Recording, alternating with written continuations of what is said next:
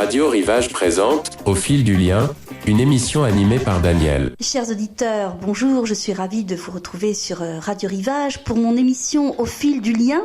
J'ai le plaisir aujourd'hui de recevoir Patrick Lemestre, conseiller municipal, chef de file de l'opposition, Vannes pour tous à la ville de Vannes, et qui est également président de l'université Touzage. Bonjour Patrick Lemestre. Bonjour Madame Delamotte. Bonjour. Merci d'avoir accepté mon invitation. Présidence à l'université Touzage, quelle aventure depuis une dizaine d'années. Effectivement, je suis président de l'université Touzage depuis 2012. Je suis rentré au conseil d'administration de cette belle association en 2010, donc élu en 2012 et réélu tous les 4 ans ou tous les 2 ans selon les statuts qu'on a fait évoluer, selon les statuts de l'association. Et donc j'ai été réélu président pour 2 ans il y a quelques semaines à peine. D'accord. Donc beaucoup de liens, de culture. J'ai regardé la programmation 2022-2023 qui est assez émouvante aussi après la période de pandémie que nous avons vécue les uns les autres. Oui, ça a été une période un peu particulière. Peut-être pour bien montrer l'impact de cette période, quelques chiffres. Oui, tout à fait. C'est une association, donc c'est la plus grosse association vannaise en nombre d'adhérents. En tout cas, nous l'étions, mais je crois que c'est toujours le cas. Nous avions avant la pandémie, nous avions environ 1800 adhérents. Quand j'ai pris la présidence en 2012, il y avait 1400 adhérents. Nous étions arrivés à l'orée de la saison 2019-2020 à 1800 adhérents.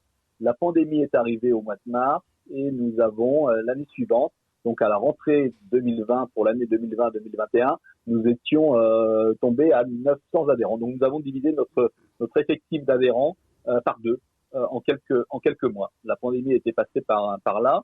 Et depuis, nous redressons progressivement ces effectifs. Nous étions à 1200 adhérents l'année dernière et là, cette année, nous devrions à nouveau atteindre 1500 adhérents. Alors, effectivement, on parlait de lien social et oui. Peut-être votre émission tourne autour de ce lien. Tout à fait. Quand on préside une association de ce type-là, véritablement, on est au cœur de ce que recherchent les personnes, c'est-à-dire du lien. Je prendrai un exemple pour illustrer le propos.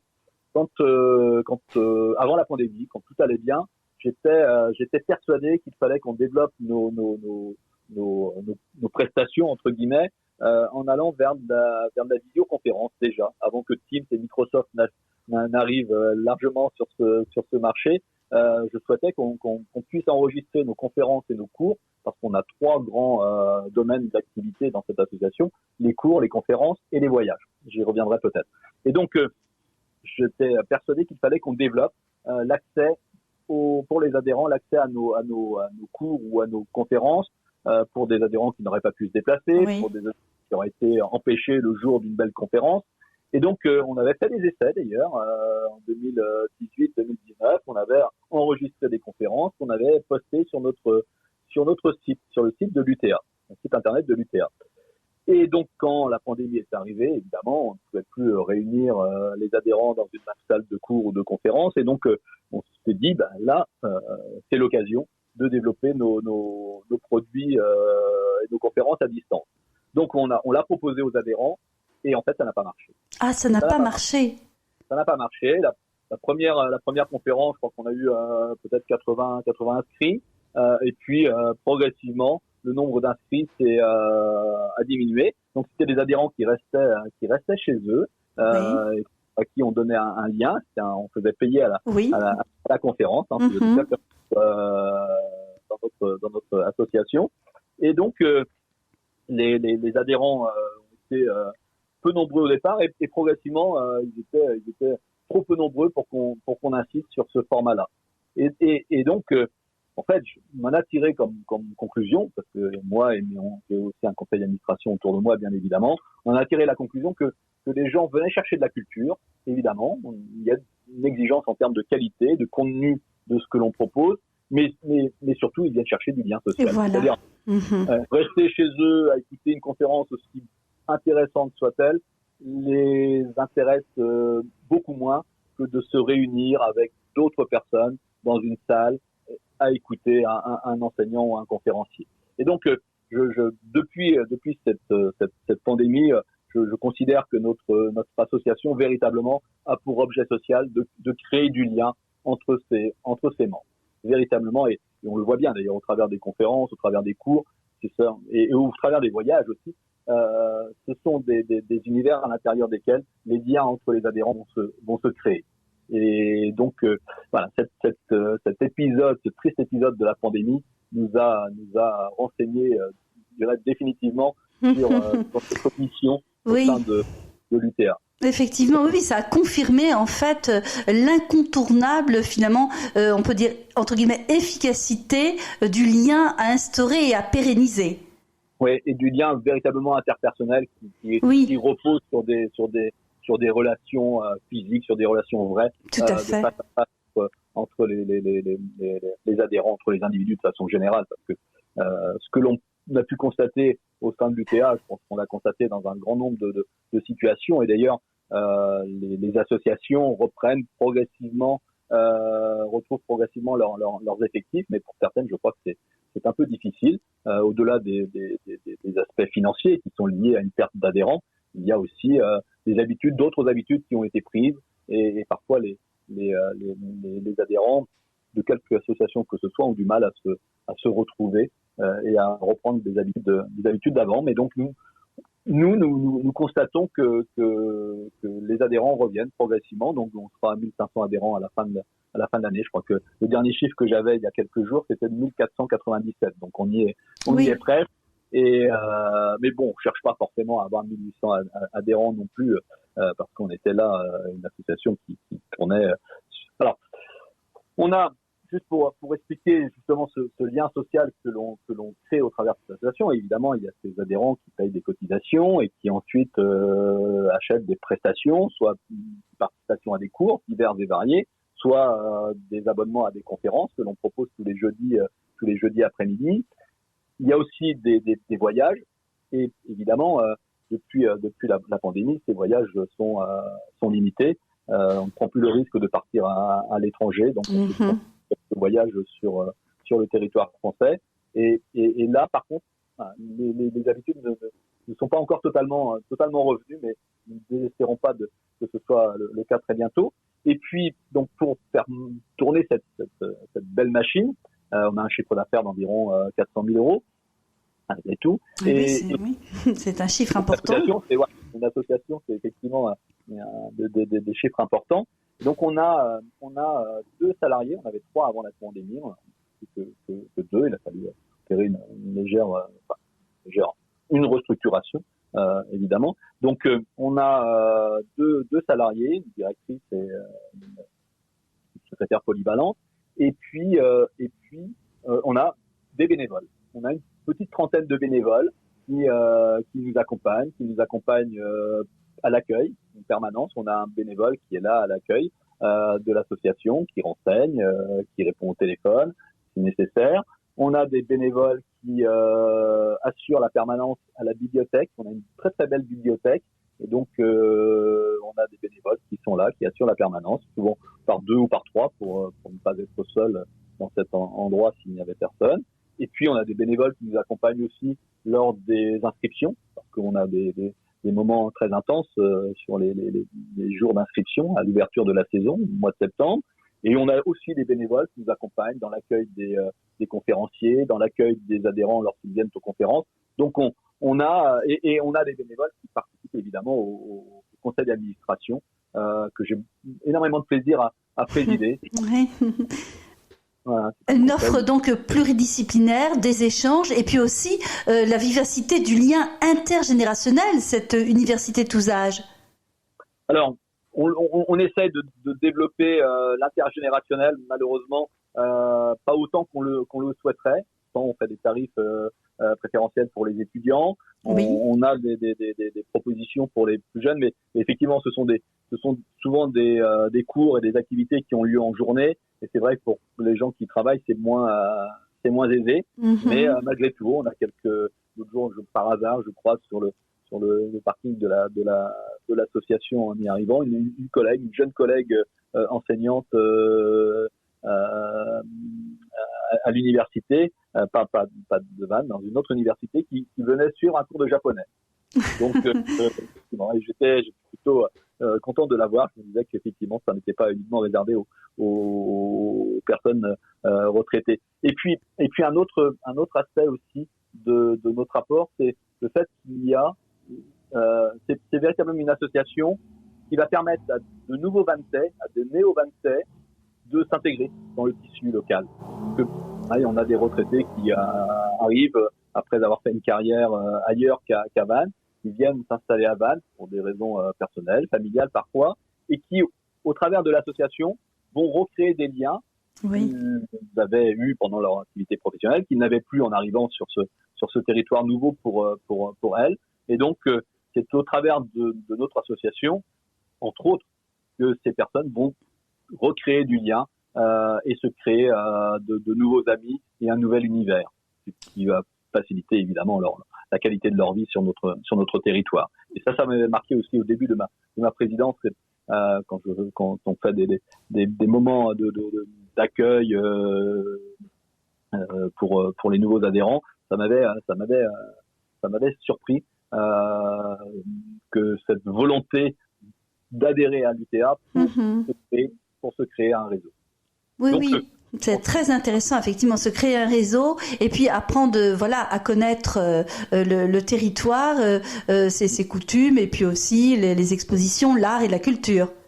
Voilà, parce que effectivement, nos adhérents sont aussi très très exigeants sur les contenus, contenus de nos cours et contenus de nos conférences. Donc, on se doit évidemment de les satisfaire à ce niveau-là. Et notre directrice, Madame Le Tiambre, est docteur en histoire de l'art, et donc elle a cette volonté de proposer à nos adhérents un programme de qualité tout au long de l'année. Et je pense que si chaque année nos adhérents reviennent aussi nombreux, c'est que sans doute on les satisfait de ce point de vue-là. C'est clair que ça correspond à un besoin de se cultiver, et puis l'art dont on a été privé aussi pendant le confinement, les expositions, les sorties, et puis j'ai envie de dire échanger autour de la culture. Tout à fait. Alors les cours, on a le format court, on a une vingtaine de membres, et là évidemment les échanges sont importants tout au long du cours.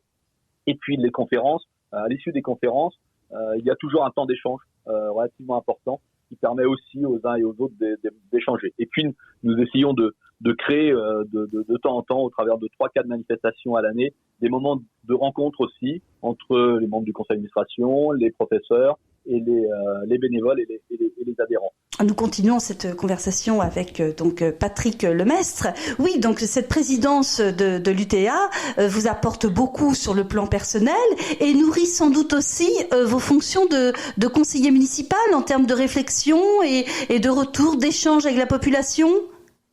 Oui, sans doute que le rôle de conseiller municipal, c'est de faire remonter des attentes, des besoins, des demandes de la population, du territoire. Donc effectivement, cette relation avec les adhérents de l'UTA nous permet effectivement de mieux comprendre, de comprendre plus intensément ce que peuvent ressentir et ce que peuvent désirer nos adhérents. Donc ça fait partie des associations qui sont aidées par la municipalité. Et si je suis conseiller de l'opposition, je salue la majorité pour l'accompagnement qu'elle fait de notre association, qui est un accompagnement important.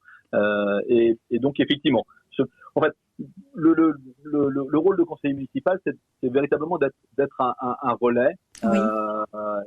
Et évidemment, pour être ce relais, il faut être au contact de la population. Je le suis au travers de l'UTA, je le suis au travers de mon métier d'enseignant-chercheur, où je suis au contact d'une autre population qui est un peu plus jeune, mais qui a des aspirations, qui a des attentes et que je côtoie au quotidien. Et puis, je suis aussi membre d'autres associations. Donc, c'est en étant au contact de cette population dans des univers divers et variés qu'effectivement, je pense qu'on peut jouer pleinement son rôle de conseiller municipal. Sinon, si on se retrouve hors sol, bien évidemment, on passe à côté de la mission. Alors, concernant le contact avec la population, Patrick Lemestre, donc vous avez des rencontres avec la population, et par rapport à la société actuelle, la crise sociale, le pouvoir d'achat, les difficultés en termes de précarisation de la population, notamment des familles, quels sont les sujets sur lesquels vous êtes particulièrement alertés? Alors, sur notre territoire, il y a un sujet incontournable, c'est celui du logement. Le logement. Voilà, c'est véritablement le sujet essentiel.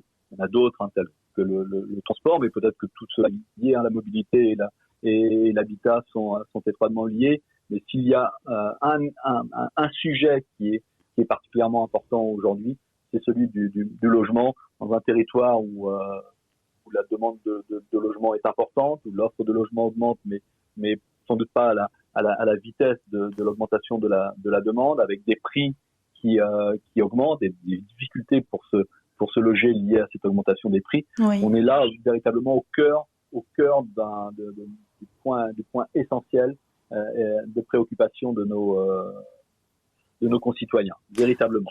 Alors le logement qui est au centre effectivement aussi de la vie de chacun, de la vie de famille. Très compliqué pour certaines familles de trouver des logements à loyer modéré, notamment concernant les logements sociaux, dont la construction ne va pas assez vite, elle ne va jamais assez vite. D'ailleurs, qu'est-ce que vous en pensez concernant le logement social en particulier? Alors, je pense qu'il n'y a pas une solution unique au problème de logement, parce qu'il y a des personnes qui pourraient accéder au logement sans forcément passer par le logement social, mais on atteint des prix si importants aujourd'hui que même des familles avec des revenus, je dirais, confortables ont parfois des difficultés à accéder au logement. Mais bien évidemment, pour une grande partie de la population, et notamment celle qui ne peut pas accéder au logement sans passer par le logement social, la période est particulièrement difficile. Alors, je vous disais, il n'y a pas une solution unique. Il faut construire des logements sociaux, il faut aller vers le bail foncier solidaire, il faut réinventer certains quartiers pour inciter les habitants à venir y vivre. Cette semaine, lundi dernier, il y avait un conseil municipal au cours duquel je suis intervenu justement pour évoquer le quartier de Kercado, oui. qui est un quartier qui a subi les effets de la crise, qui a subi parfois des difficultés liées au trafic de drogue, mais c'est un quartier qui a su évoluer, et pourtant c'est encore un quartier à l'intérieur duquel le nombre de logements vacants est important. Alors, il y a encore 150 logements vacants aujourd'hui dans ce quartier, et quand on sait que l'accès au logement est difficile, on se dit mais comment peut-on faire pour que ces 150 logements ne soient plus vacants et permettent d'accueillir 150 familles supplémentaires. Donc je pense que c'est une politique de petits pas. On va pas du jour au lendemain révolutionner la situation, mais il faut chaque jour œuvrer pour que le logement soit plus facilement accessible. Il y a le problème des résidences secondaires, il y a le problème des locations saisonnières, type Airbnb. Tous ces éléments-là, ils sont relativement nouveaux à l'échelle de notre histoire. On est confronté à ça depuis quelques années simplement, et le temps d'en prendre conscience et le temps de décider et de mettre en œuvre les actions qui auront été décidées, ce sont souvent des temps longs, et des temps trop longs par rapport à l'urgence qu'il peut y avoir. Et donc il faut multiplier les mesures. Aucune ne suffira, mais justement il faut multiplier les mesures diverses et variées pour que l'on puisse permettre au plus grand nombre d'accéder à dans des conditions décentes au logement. Alors ça passe aussi par un travail de dialogue avec des habitants pour justement rendre plus attractifs certains quartiers. Voilà, alors l'exemple de Kercado illustre bien le propos. Effectivement, si on a ces logements vacants, c'est que à un moment donné, il y a eu sans doute une crainte pour une partie de la population d'aller y résider. Donc il faut.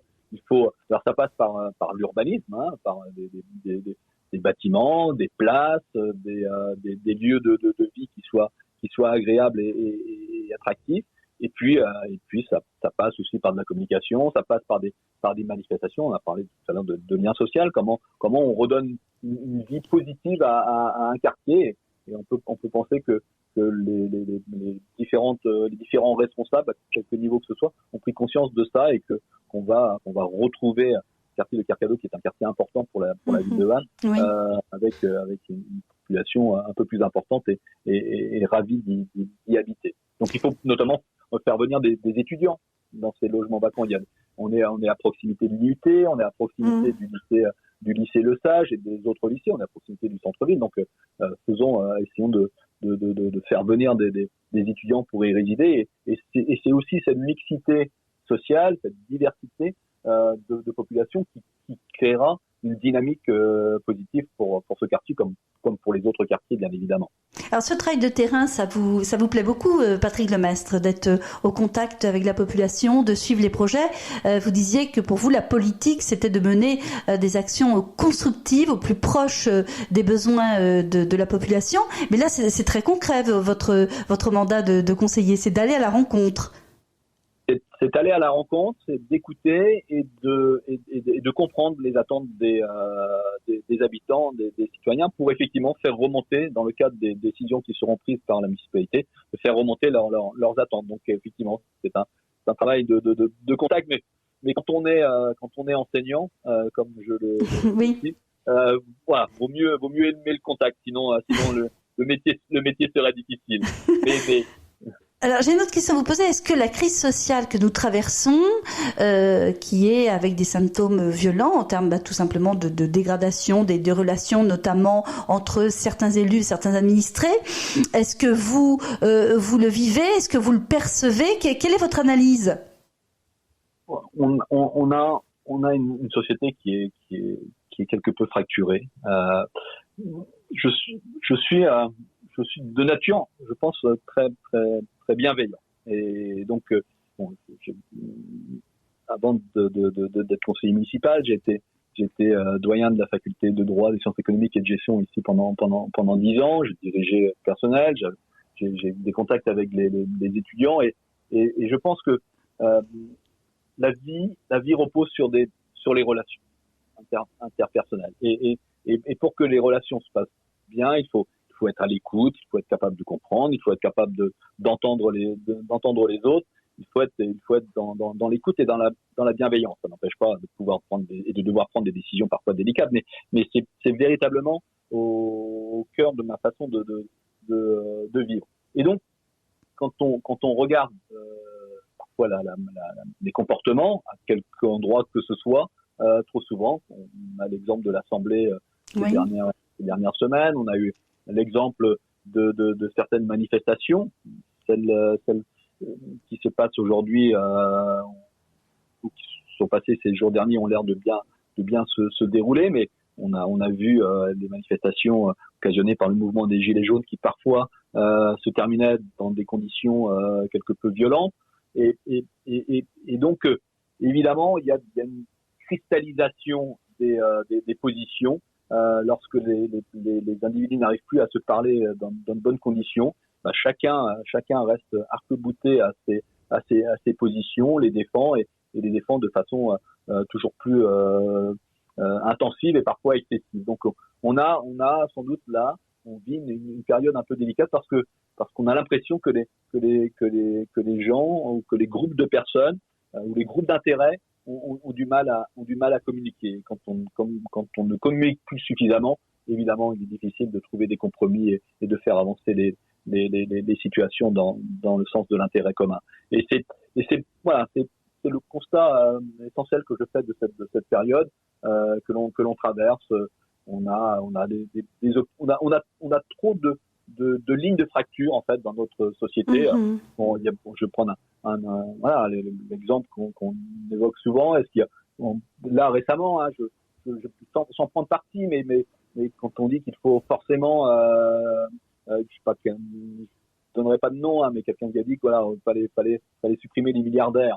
Bon, je me dis pourquoi pas, mais lancer ce propos-là comme un anathème me paraît pas forcément une bonne façon de commencer une discussion. Donc il faut qu'on trouve d'autres moyens de fonctionner et d'échanger pour arriver à s'écouter les uns les autres et à prendre des décisions qui aillent dans l'intérêt collectif. Mais on le voit bien aujourd'hui, c'est quelque chose qui est un peu délicat et véritablement c'est regrettable parce qu'on crée des tensions, des haines parfois, quand on voit les postures que peuvent prendre certains, notamment parmi les gens, le monde politique. Évidemment, on crée des tensions qui évidemment sur le terrain ensuite il est difficile d'atténuer. D'où l'important de recourir à la pédagogie chère aux enseignants.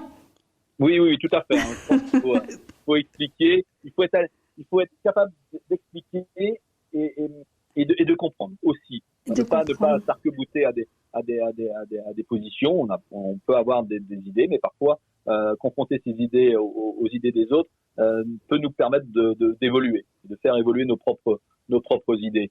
Et donc, mais pour pouvoir évoluer les uns les autres, il faut effectivement que les uns les autres sachions faire preuve de pédagogie et sachions écouter ce que les autres acteurs ont à dire. D'accord. Alors, on parlait du logement et je pensais également à la question des transports, de la mobilité. Le test qui avait été proposé à Vannes, les transports gratuits. Oui. Alors, il y a sur les transports, quand j'évoquais tout à l'heure rapidement le fait que habitat et mobilité étaient sans doute liés, on a une région, un territoire, la ville, l'agglomération, qui est, en termes de population, qui est peu dense. Regardez, il y a une ville où la population est relativement dense, la mobilité, les transports collectifs ne posent pas de problème. Alors, je vais prendre l'exemple de Paris, par exemple. Il y a une densité de population qui est particulièrement importante, donc il est facile de mettre du transport en commun un peu partout parce que les transports en commun vont être largement utilisés. Mmh. Ici, on le voit d'ailleurs, ce sont souvent des propos qui sont tenus par les habitants. Ils disent mais regardez, les bus sont vides, ils sont grands parfois, il n'y a pas grand monde dedans. C'est uniquement une question de densité de population. Donc il faut faire avec. Et donc comment encourager la mobilité dans ce contexte-là? Alors évidemment, le prix est un levier. Le prix est un levier et j'avais proposé effectivement lors de la campagne municipale de 2020 de tester la gratuité. Donc c'était pas une décision quand on évoquait tout à l'heure la pédagogie, la compréhension, l'analyse des situations. Le test de la gratuité pendant 6 mois aurait permis de savoir si oui ou non c'était un levier important. Mais le prix de toute façon est un levier important pour inciter les familles, les citoyens à utiliser des transports en commun. Et puis il y a un deuxième élément qui est aussi important et sur lequel on se dirige là, à court terme sur le territoire vannetais, c'est de créer des voies dédiées au bus. Oui. Parce que quand vous êtes dans votre voiture et que vous voyez le bus qui est aussi bloqué dans les embouteillages comme vous dites je suis bien mieux dans ma voiture plutôt que dans Effectivement. le bus. Voilà. Et si par contre vous êtes bloqué dans votre voiture et que vous voyez le bus passer à côté de vous et avancer sans contrainte parce qu'il est sur une voie dédiée, dans ce cas-là vous dites si j'avais pris le bus, j'aurais pu aller plus vite. Donc ce sont les deux leviers principaux, le prix. Alors, est-ce qu'il faut aller jusqu'à la gratuité? Mais en tout cas, il ne faut pas qu'il soit rédhibitoire, il ne faut pas qu'il soit trop élevé pour décourager les familles de l'utiliser. Et puis, il y a les voies dédiées qui permettent au bus d'aller beaucoup plus vite que si vous ne restez dans votre voiture. Donc, ce sont les deux leviers qui doivent être activés. Et donc là, à court terme, c'est là. D'accord, donc ce serait comme une plus-value, en fait. Voilà, oui, véritablement. Une plus-value. Nous arrivons en fait, Patrick Demas, au terme de cette interview. Et voyez-vous, à chacune de mes émissions, je tends une carte blanche à mon invité pour lui permettre d'évoquer un sujet que l'interview n'a pas abordé ou quelque chose qui lui tient particulièrement à cœur. Quelle est cette carte blanche pour vous, Patrick Lemestre? Moi, la carte blanche que je veux évoquer, c'est l'intérêt de faire du sport.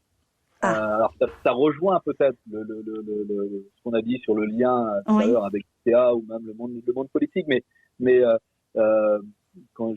je suis originaire de Bretagne centrale, j'ai fait beaucoup de de foot parce qu'il n'y avait pas beaucoup d'autres possibilités de toute façon de faire des activités sur ce territoire-là et à cette époque-là, et que de retombées personnelles positives, que de récompenses au travers des liens que l'on crée, au travers des amis que l'on se fait, mais on se les fait parce qu'on partage des moments intenses, des moments d'effort, des moments de recherche de performance, des moments de solidarité, des moments d'entraide, des moments de partage.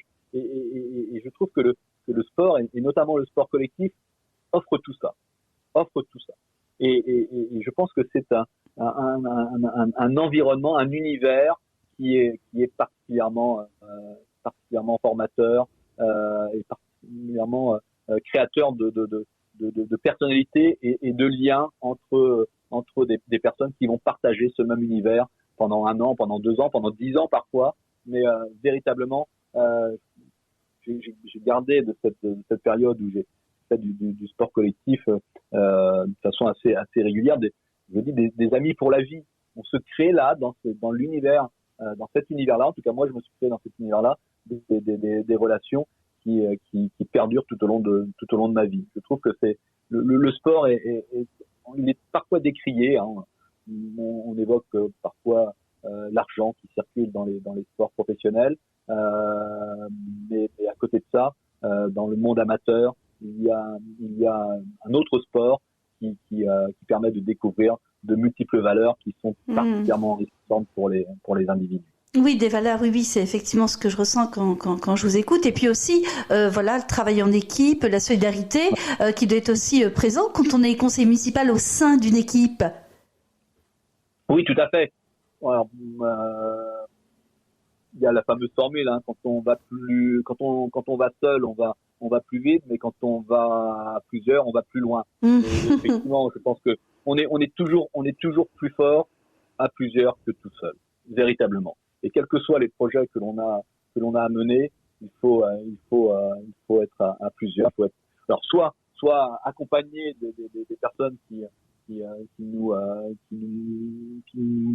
accompagnent, enfin qui nous motivent et qui nous donnent envie d'aller avec elles, soit donner envie à d'autres personnes de nous accompagner sur des projets qui nous tiennent à cœur. Véritablement, le collectif, quels que soient les univers, fait partie de notre mode de vie, je pense, et se replier sur soi n'est jamais une bonne chose. Et on l'évoquait justement tout à l'heure, le confinement a été sans doute une période pendant laquelle les gens se sont repliés sur eux, et en aucun cas c'est une période qui peut être agréable à vivre quand on commence à se refermer sur soi. Bien sûr, donc émulation et lien pérenne. Pour vous, c'est 2 piliers importants dans votre mandat de conseiller municipal et puis de président de l'université tous âges.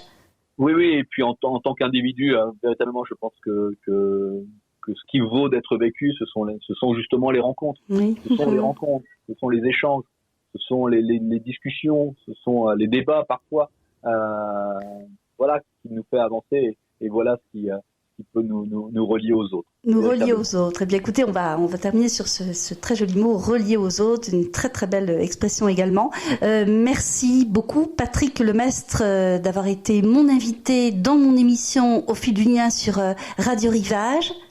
Merci beaucoup, Madame Delamotte. Merci beaucoup. Bonne chance à vous. Merci. Je dis à très bientôt, chers auditeurs de Radio Rivage. À bientôt. Merci à vous, Patrick Lemestre.